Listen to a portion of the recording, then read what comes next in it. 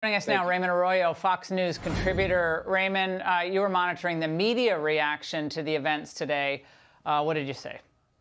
Laura, I want to give you a sense of how the media reacted to this mob on the Capitol that you've been talking about throughout the hour. It was revealing. Watch. Look at those pictures. Have you ever seen anything like that? The definition of sedition is to try to overturn the rule of law through force, and that is what we are witnessing. There's something deeply wrong, and I hope we don't become one of those nations in the world that has an in-house terrorist presence, right? It's a scary scene, plain and simple. It is a scary scene. Now, Laura, this same scary thing, the media depicted in a slightly different way a few months ago when they were depicting violence, even against federal buildings, as acceptable behavior, even a patriotic expression. Now, too many see the protests as the problem. And please, show me where it says that protests are supposed to be polite and peaceful. Show up. You know, there needs to be unrest in the streets for as long as there's unrest in our lives. And unfortunately, there's plenty to go around. I want to be clear in how I characterize this. This is mostly a protest. It is not, generally speaking, unruly. You know, Laura, the first thing we have to say is violence in any context for any reason must be condemned, no matter who's doing it, all of it.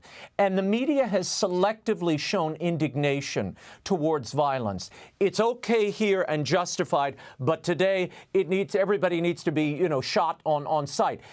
All of it is wrong. All of it is wrong, and we have to deal with it as if we're dealing with Americans. You'll remember when the president cleared out Lafayette Park, he was condemned as a tyrant because he dared to send federal troops, National Guardsmen, out to clear the park. Well, today there were calls to bring the National Guard in, and we have a dead veteran lying there in her own blood in the Capitol. None of this is justifiable. We should take a moment and consider what is really happening in the country. I mean, over the weekend, I bet you didn't even read about this. On New Year's Eve, Antifa launched attacks with Molotov cocktails on 2 courthouses in Philadelphia and in Portland. We heard nothing about it, nothing about insurrection. No one in the media was even remotely disturbed. Now we're rending our garments because that hatred, that disunity has landed on the steps of the Capitol. But we should have taken note of it last year when it was in America's front yard. Yeah, I think every act of violence against lawful crowds, against monuments, in parks, directed at law enforcement. Remember in the summer when they were spitting in the faces of National Guards, calling them throwing every bricks. name throwing bricks, bottles.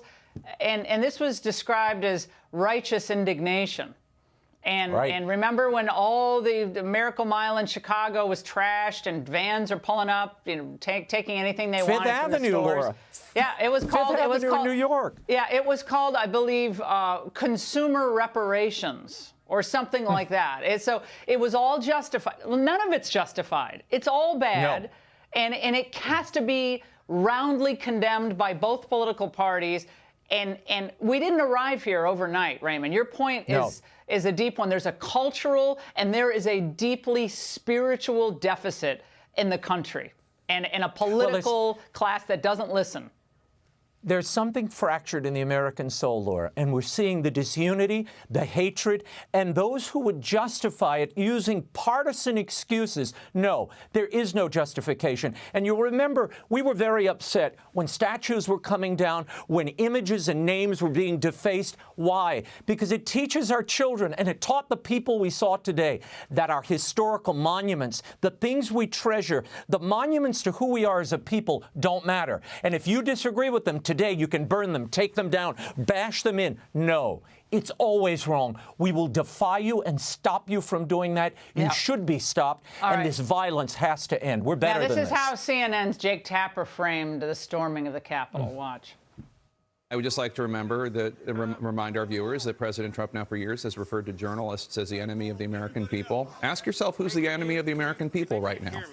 It pretty clearly seems to be President Trump. He has inspired his followers to commit many acts of domestic terrorism. That's what the president is doing, and that doesn't inspire perhaps bad actors wanting to do harm to the nation's capital? Raymond. Laura, this game of pitting one party against the other, blaming one party, demonizing people, the cancel culture has to stop. Your congressman in the last segment, he said, we have to start to speak again, talk again, sit down at a table. Well, we need civility again and recognize what binds us. That has to happen, and you can't do that if you demonize another as evil, or you say because you're a member of another political party, you don't count, or your speech has to be canceled, or your voice silenced. No.